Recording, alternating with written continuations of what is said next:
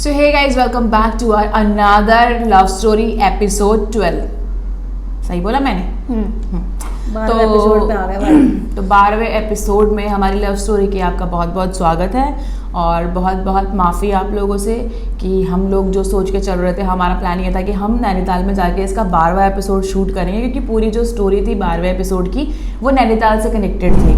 But unfortunately वो नहीं हो पाया क्योंकि डुगू की तबीयत खराब हो गई थी वहाँ पे डुगू और को। सबसे बड़ी बात, हम लोग ट्राइपॉड ले जाना भूल गए, हम लोग माइक ले जाना भूल गए, दोनों चीज़ें भूल गए। तो वहाँ पे इनकी गलती थी। शूट करने के लिए भी ऐसा कुछ नहीं था जिस पे हम रख के शूट कर सकें, तो ये पंगा पड़ गया था। और फिर थोड़ी तबीयत भी ख़राब हो गई थी तो इसलिए भी नहीं कर पाया। एक्चुअली तबीयत मेन रीज़न था। हाँ, नहीं तो हम वैसे कर लेते, हाँ ऐसे करके भी कर सकते थे। बस वो तबीयत मेन रीज़न था कि तबीयत ज़्यादा ख़राब हो गई थी तो इसलिए।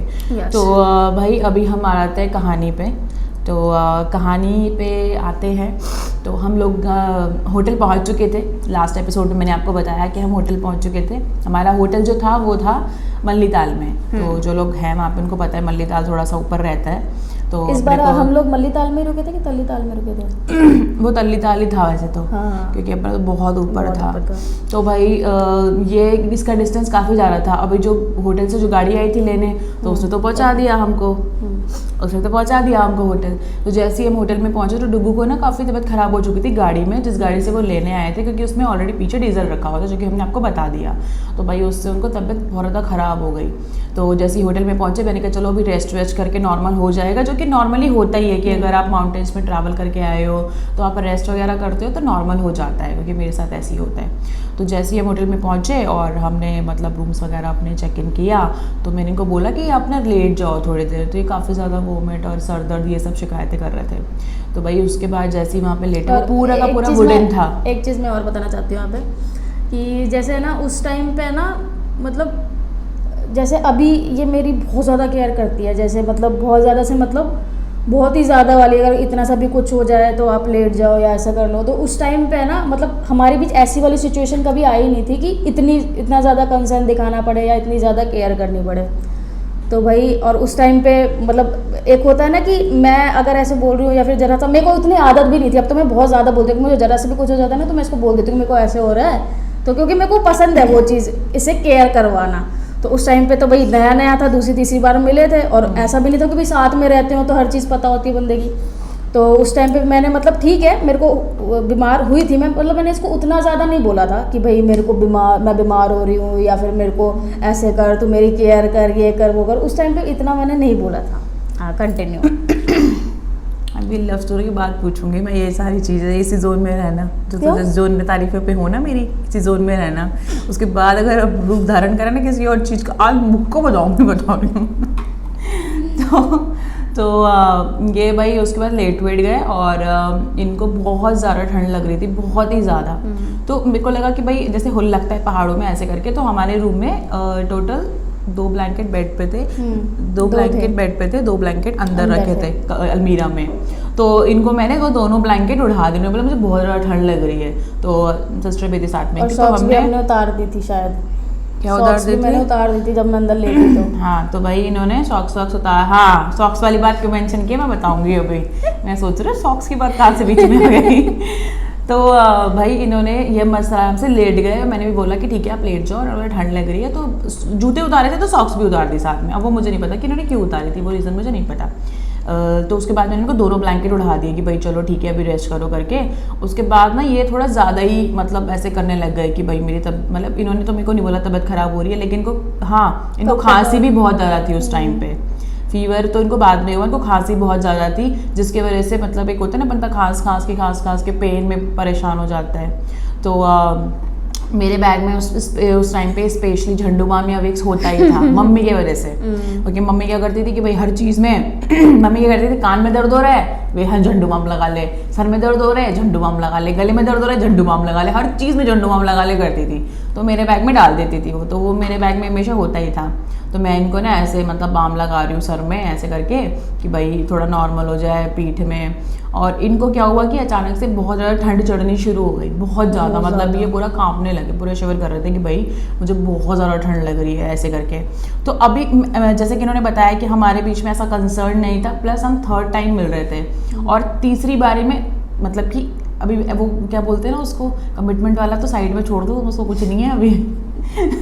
तो ये मतलब ऐसा कर रहा है कि भाई मेरे को बहुत कपकपाहट हो रही है और मेरे को हो रही है टेंशन, क्योंकि नैनीताल बुलाने का प्लान मेरा ही था। मेरे को ये हो गया कि भाई ठंड तो इनसे पियर हो रही थी, मैंने कहा कहीं ऐसे कोई प्रॉब्लम ना हो जाए, क्योंकि पहाड़ों में मुझे ये टेंशन लगती है कि लाइक डॉक्टर्स, ट्रीटमेंट और सामने वाले की बॉडी का नहीं पता कि वो किस तरीके की चीज़ें एडजस्ट कर सकता है नहीं कर सकता।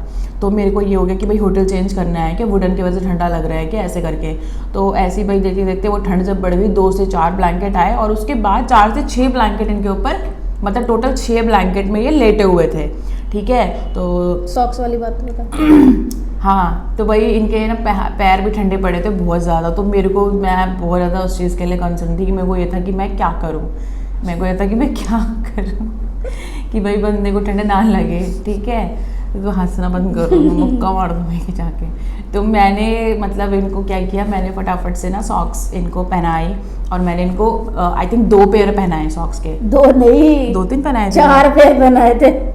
तो मैंने इनको बहुत सारी, मतलब मुझे 2 तो मेरे खुद के ही थे, 2 तूने इसने अपने भी पहना दिए। मैंने अपने खुद के मेरा पैर हो गया इतना मोटा। हाँ, मेरे को ये था कि भाई ठंडी ना लगे किसी भी तरीके से, बस और ठंड मेरा ना सर लगे। बांध दिया भाई, और मैंने इनको कपड़े पे। पूरा ऐसे लपेट रखा सर वर पे कि भाई अभी ये मतलब कि थोड़ा सा वार्म फील करे। और पहली बार ऐसा था कि मैं खुद भी लेट गई इसको चिपक के। हाँ, वो तो बाद की बात है, पहले तो अभी तो शुरू ही तो हुआ है फीवर। ये भाई अभी इनको फीवर, हाँ शुरू ही हुआ था। तो फीवर होते ये हुआ कि शाम तक इनको बहुत ही ज़्यादा फीवर हो गया, बहुत ही ज़्यादा नहीं बोलूंगी, कम से कम वो फीवर होगा 105, 105 मतलब आराम से था। क्योंकि सिचुएशन ये थी कि इनको जब वॉशरूम जाना था ना, तो ये अगर बेड पे लेटे हुए ना, तो वो एक उठने वाली हिम्मत भी नहीं बची थी। तो मेरे को वहां से मतलब मेरे को बहुत रोना आ रहा था। मैंने कहा यार ये क्यों इतने ज्यादा बीमार हो गई। बाबू 6 ब्लैंकेट तो हमारे पास ऑलरेडी थे। नहीं, 4 ब्लैंकेट थे, दो सामने रूम से आए थे।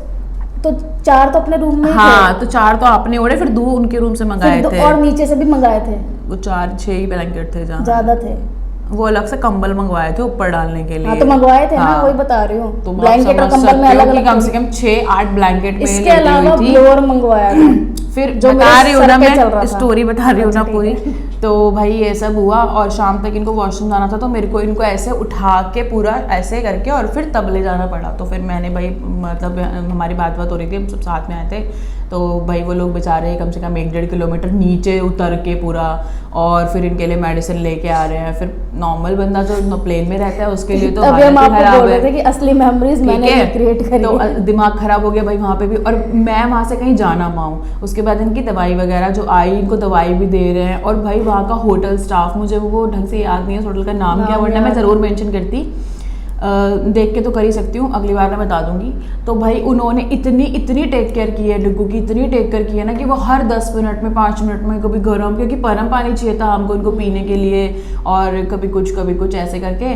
फिर उसके बाद भाई हमने ना वहाँ से उनसे पूछा ब्लोअर कि ब्लोअर लगाना है ठंड का टाइम, आपको पता है वहाँ के प्राइजेस कितने हाई फाई रहते हैं। उसके बाद ब्लोअर अलग लगवाया जो इनको मतलब सर की तरफ वो कर सके, हीट दे सके, और अलग से हीटर और लगवाया। ब्लोअर अलग चल रहा है और हीटर अलग चल रहा है। और इस तरफ जैसे कि मैं यहाँ सो रही हूँ, जैसे कि ये पायल है, तो इस तरफ एक ब्लोअर और एक हीटर, और पीछे से मैं लेटी हूँ पूरा ऐसे टाइट पकड़ के। तो भाई मेरे को ना बहुत टेंशन हो रही है। कभी मैं इनकी पीठ दबा रही हूँ, कभी मैं इनका सर दबा रही हूँ, कभी मैं इनके पैरों में मालिश कर रही हूँ कि भाई किसी तरीके से तो ये बंदी नॉर्मल हो जाए, कुछ तो ठीक हो जाए। क्योंकि ना खाने के ना पीने के कुछ नहीं, मेरे तो दिमाग ही नहीं जा रहा कि मैं कुछ खाऊँ पीऊँ वहाँ पे। तो भाई ऐसे करके एक दिन भी कट गया। ठीक है, सेकेंड डे पे क्या हुआ कि मैं उठी और इनकी हालत एज इट इज़ थी, फीवर वाली, क्योंकि इनको बहुत ही मतलब एक होता है ना आराम ना होना बुखार में, तो वो नहीं हो रहा था। तो इनकी सिस्टर बाहर की तरफ बैठी हुई थी, जो धूप निकलती है बालकनी की तरफ, चॉकलेट खा रहे थे। तो उन्होंने मुझे बताया कि भाई ऐसे आ जाओ।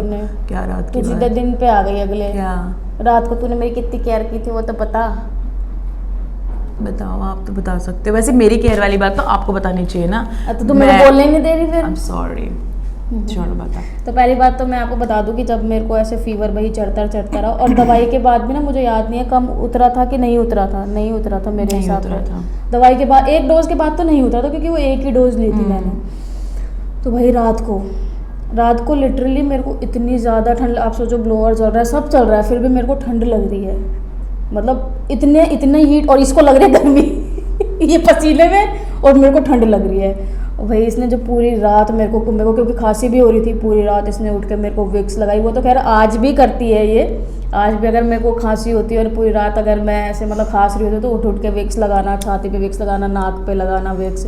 तो भाई उस दिन जो इसकी जो मुझे केयर दिखी थी ना उस दिन, मतलब आप ये समझ लो कि वो दिन था शायद जिससे मैंने मतलब मेरे दिल में इसके लिए रिस्पेक्ट, प्यार बहुत ज़्यादा बढ़ गया था, बहुत ज़्यादा, मतलब बहुत ही ज़्यादा। मतलब एक वो होता है ना कमिटमेंट वाला जो अभी तक नहीं था, वो चीज़ मेरे माइंड में आ गई थी उस टाइम पे।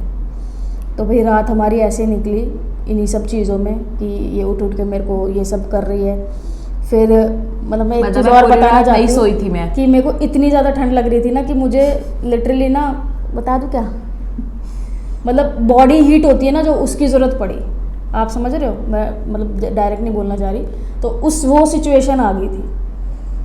तो भाई वो रात जैसे कैसे निकली, सुबह जब हम लोग उठे तो थोड़ा आई थिंक फ़र्क पड़ा था मेरे को।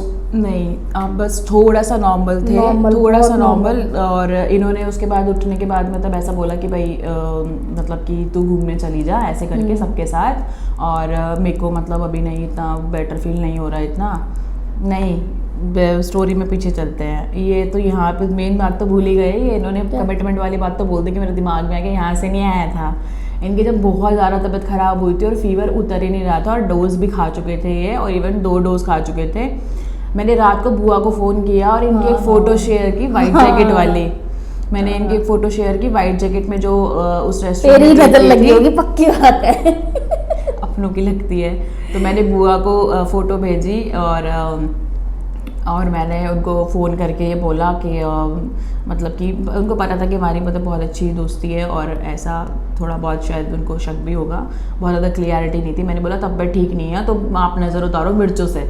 मैं साथ ही बैठी थी, मैंने बोला कि दादी भी तब वहीं पे थी मेरे ख्याल से। हाँ है ना, हाँ मे बी, हाँ। तो मैंने बोला कि फ़ोटो रख के सामने से और मिर्चों से नज़र उतारो। मैंने कहा बहुत ज़्यादा तबीयत ख़राब है और नज़र उतार के मुझे फ़ोन करना। तो फिर उन्होंने ऐसे फ़ोटो मैंने भेजी, तो उन्होंने फ़ोटो से नज़र उतार के और उसके बाद ऐसे ऐसे करके और मेरे को फिर फ़ोन किया कि नज़र में ज़्यादा हाँ, ये मानते नहीं थे, मजाक उड़ाते थे, आज भी मतलब बहुत ज़्यादा नहीं मानते, कुछ नहीं होता ये वो। उसके बाद इनको रिलीफ हुआ था और ये नज़र वाली बात इनको बहुत क्लिक कर गई थी कि भाई इतनी ज़्यादा केयर कंसर्न मेरे लिए दिखाया गया। तो फिर अगली मॉर्निंग इन्होंने मुझे बोला कि तू घूमने चली जा ऐसे करके। मैंने बोला कि ओह शिट, मेन बात तो बता ही नहीं पाएंगे यहाँ पे।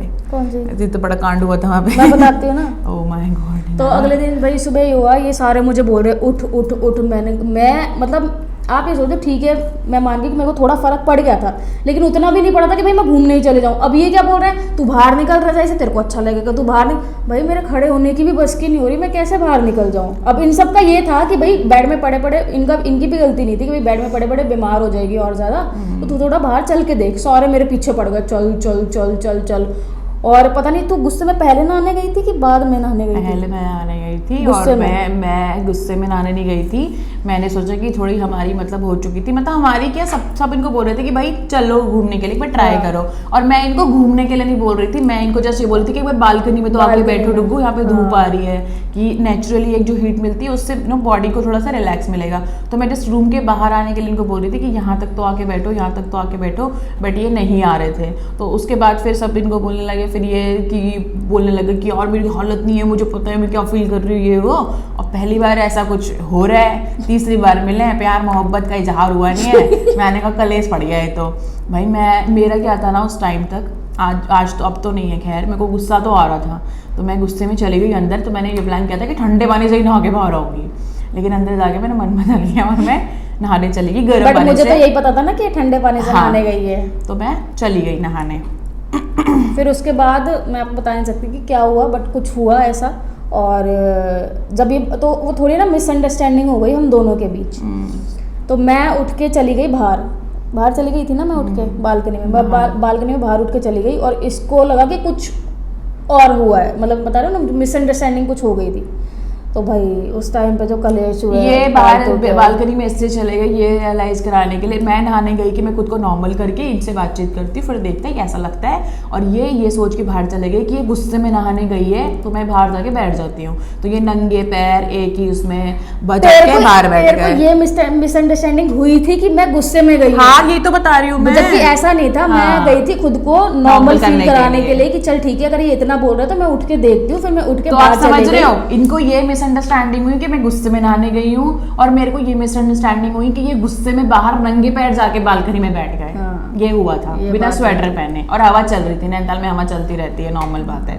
तो भाई ये मिसअंडरस्टैंडिंग हो गई हमारी बहुत। और मैं बाथरूम से जैसे निकल के आई मस्त टॉवल पहन के, मैंने देखा बंदी कमरे में ही नहीं है। मेरा दिमाग खराब हो गया। मैंने कहा भाई ये अच्छा टॉवल पहनने वाली बात पे कुछ गलत मत ले जाना भाई, हमारे बीच में ऐसा कोई खास उस टाइम पे था नहीं। वो बस मेरे को भाई गुस्से में थी और अंदर मेरे को कपड़े पहनना पसंद नहीं, तो मैं बाहर आ गई। तो जैसे मैंने बस रूम का दरवाज़ा बाथरूम का दरवाज़ा खोला था तो ये अंदर नहीं थी, तो मेरे को दिमाग ख़राब हो गया। तो मैंने दरवाजा ऐसे खोल के देखा तो मेरे को बाहर कॉरिडोर में भी नहीं दिखी। तो मेरा हो गया दिमाग ख़राब, मेरे को आ गया गुस्सा बहुत तेज। मैंने कहा ये ऐसे कैसे, 3 दिन से तुम्हारा भाई यहाँ पे क्या करा रहा है, मतलब दिमाग खराब है क्या उसका? नैनीताल में यहाँ बीमारी दिखने आया है क्या 5 दिन से 3 दिन से? तो बताओ आगे। बस फिर बहुत कलेश हुआ, लड़ाई झगड़ा फिर हुआ, हमारा थोड़ा सा कलेश हो गया। मतलब कलेश इन द सेंस कि मैंने बोला कि भाई मैं जस्ट आपको नॉर्मल के लिए बोल रही थी, तो ये मुझे बोल रहे थे तू गलत लेके जा रही है, मैं गुस्से में नहीं गई थी बाहर, मैं इसलिए गई थी कि मैं लेकिन वो इतनी नॉर्मल लड़ाई नहीं हुई थी, बहुत तगड़ी लड़ाई हुई थी। इसका मतलब ये था कि मैं पूरी रात से यहाँ पे बैठ के तुम्हारी केयर कर रही हूँ और तू बाहर उठ के चली गई, ऐसा वाला। मतलब मेरे को था कि ठंडा लग रहा है, भाई मैं नॉर्मल होने गई थी तो बहुत कलेश हो गया। तो वो थोड़ा सा हो गया और मैं थोड़ा रोने वोने भी लग गई थी। फिर तो ऐसे ऐसे हो गया, फिर हमने थोड़ा सॉर्ट किया, फिर थोड़े ऐसे हग वग किया, ऐसे करके छुट्टियां निकल चुकी थी नैनीताल में बिताने वाली। ये सारा माहौल चलता रहा कमरे के अंदर ही, क्योंकि बाहर तो जाना नसीब में ही नहीं था। और मेरे को बहुत दुख पहुंच रहा था, क्योंकि मैं कैसी लड़की हूँ ना, मैं आपको बताती हूँ यहाँ पे कि जो लाइफ के मोमेंट्स में जीने चाहती हूँ ना, और वो किसी भी वजह से जा रहे हैं, निकल रहे हैं, तो वो मुझे बड़ा पेन देते हैं। क्योंकि मेरे को बार बार ना अंदर से बोलते हैं अंतरात्मा की आवाज़ आती है, वो ये कहती है कि जो जा रहा है ना ये वापस नहीं आएगा। तो मुझे वो चीज़ ना बहुत हिट करती रहती है कि यार ये दिन पे चला गया, ये दिन पे चला गया। तो मैं बड़ा अफसोस कर रही थी कि ऐसा क्यों हुआ। उससे भी ज़्यादा एक चीज़ मैं इनको बता देती हूँ जो मैंने इनको भी आज तक नहीं बताई, कैमरा पे बता देती हूँ। ये जो इतनी ज़्यादा बीमार हो गई थी, इतनी ज़्यादा बीमार हो गई थी भाई, मैं जानती हूँ वो सिचुएशन में खुद रोई हूँ इस बात के ऊपर कि ये लड़की इतना ज़्यादा बीमार क्यों हो गई यहाँ पे आके। क्योंकि एक तो नैनीताल मैंने बुलाया, दूसरे भाई ये फैमिली बैकग्राउंड से बहुत अच्छी है, तो मेरे को ये था कि इसके माँ बाप मुझे खाना चाहें, उसको कुछ भी प्रॉब्लम हो गई, कुछ भी हो गया, इसकी बहन भी साथ में आ रखी है, वैसे इसने बताया था वो ताड़का सी है। तो मैंने कहा मेरा ना यहाँ पे वक्त हो जाए फालतू का। मैंने कहा ये क्यों बीमार पड़ गई, मेरे को ये टेंशन ना बहुत अंदर से खाई जा रही थी कि यार यहाँ पे पहाड़ों पे कोई प्रॉब्लम ना हो जाए। मतलब मेरे को इस तरीके के कंसर्न रहते हैं कि कोई दिक्कत ना हो जाए, डॉक्टर अवेलेबल होना चाहिए, दवाइयाँ अवेलेबल होनी चाहिए। इस चीज़ की बहुत टेंशन मुझे अंदर ही अंदर थी। तो मैं काफ़ी बार इस चीज़ को लेकर रोई कि हेल्थ इम्प्रूव हो, बस इम्प्रूव हो, ये सोच के। मतलब यही चल रहा था मेरे माइंड में कि भगवान किसी भी तरीके से बस ये ठीक हो जाए। तो लास्ट डे जो हमारा वहाँ पे था, जिस दिन हमको चेकआउट करना था, ये थोड़ी सी बेटर थी। मतलब कि ये नहीं कहूँगी कि बिल्कुल एकदम एक्टिव प्रोएक्टिव हो गई, लेकिन बहुत ये बोलूँगी कि 90% बिल्कुल ठीक हो चुकी थी। ठीक है। और फिर मैंने उनको बोला कि मैंने बहुत मस्त तरीके से कपड़े वपड़े बना रखे थे, बहुत ज़्यादा, तो फोटोज़ होंगे तो वो देख लेना। तो भाई मैंने कहा ठंड ना लग जाए किसी भी तरीके से। फिर हम वहाँ से हमने गाड़ी की, फिर हम वहाँ पे गाड़ी में बैठ के हम मतलब दूर से इन्होंने देखा था नैना देवी मंदिर इन्होंने दूर से ही देखा गाड़ी में बैठ के, क्योंकि रास्ता उधर से जाना था। और वहीं से इन्होंने लेक वेक देखी, क्योंकि इन्होंने तो सुख ही नहीं लिया है, ये भुट्टा खाने का सुख, माल रोड का सुख, तिब्बतन मार्केट, ये वो मंदिर गुरुद्वारा, कुछ भी नहीं। और मेरे इतने ज़्यादा ड्रीम्स थे ना उस जगह को जीने के। आप समझ रहे हो मैं क्यों नैनीताल करती थी, क्योंकि मैं उस रूम से बाहर ही नहीं निकल पाई 4 दिन लिटरली। और मैं जब अपने एक पार्टनर के साथ वहाँ पे आई हूँ, तो मेरे को ये था कि मेरे को ये सारे मोमेंट्स जीने हैं, लेकिन वो हम नहीं जी पाए थे उस टाइम पे। फिर उसके बाद हम वो ब्रिज पे गए, जहाँ की एक मेरी बहुत पुरानी फ़ोटो भी है, एक डांगरी स्टाइल मैंने कपड़े पहने हुए हैं। नहीं अभी मत बताइए वाला, इसकी भी एक अलग ही कहानी है। क्या कहानी है इसकी? वहाँ का वीडियो था एक, मेरा हाँ क्योंकि तो टाइम हो भाई गया गाइस, इससे ज़्यादा बड़ा वीडियो नहीं बना तो सकते। आप लोग समझ रहे हो ये सारी चीज़ें नैनीताल में हुई थी। और जो मेन एक कमिटमेंट वाली बात आई, ये बिल्कुल सही बोल रहे हैं, ये उस चीज़ के लिए बहुत ही ज़्यादा लाइक इन्होंने मेरे को बहुत अप्रिशिएट किया कि मतलब इतनी केयर मेरे को आज तक कभी किसी ने नहीं की। क्योंकि लाड़ प्यार में सभी बड़े बड़े होते हैं, लेकिन कभी कभी क्या होता है कि किसी की फैमिली बहुत दिखा देती है, किसी की दिखाती नहीं है। इनकी में ज़्यादा दिखावा चलता नहीं है भाई, मतलब कि लाड़ वाड़ जैसी चीज़ें नहीं चलती। और मेरी बेटी, ऐसा कोई मतलब नहीं है, बुखार हो रहा है दवाई खा लो, ऐसा वाला सिस्टम है। तो वो मेरा कंसर्न बहुत ज़्यादा था। और वो मैं आपको एक और बात बता दूं कि अगर मैं इनकी जगह पे कोई और भी होता और बीमार होता मेरे साथ में, तो मेरा कंसर्न वैसा ही रहता। क्योंकि मैं वो चीज़ें नहीं देख सकती किसी के भी लिए। कोई मेरे साथ अगर है, मेरे फ्रेंड सर्कल में भी है, तो मैं 1000 कोशिशें करूँगी कि जितना मैं कर सकती हूँ मैं उसके लिए करूँ। तो मेरा ये रहता ही है। कल मुझे क्या कहते हैं, मैंने कल आस्क मी समथिंग में डाला था, आस्क मी समथिंग होता है ना वो, तो वहाँ पे मुझे बहुत सारे लोगों ने बोला आप इतने अच्छे क्यों, आप इतने अच्छे क्यों, आप इतने अच्छे क्यों। तो वो मेरे को क्या बोलते हैं उसको, उसमें मिल रखा है, विरासत में। विरासत में। अच्छाई में मैं अपनी माँ के ऊपर गई हूँ, ठीक है। और झांसी की रानी बनने में भी मैं अपनी माँ के ऊपर गई हूँ। चलो फिलहाल इस तो भाई ये था हमारी इस स्टोरी के इस पार्ट को हम यहीं पे ख़त्म करेंगे। इसके बाद आगे भी नैनीताल की एक स्टोरी है, वो हम नेक्स्ट इसमें कवर करेंगे, क्योंकि वीडियो ऑलरेडी बहुत लंबा हो चुका है, मुझे आज ही पोस्ट करना है, तो इसलिए तो आई होप आप लोगों को पसंद आया होगा वीडियो। चलो जी guys, tata bye bye, good night, Tata.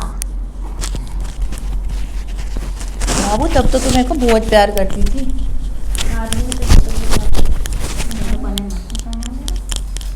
Late हो रहा है, हट जा ऐसे।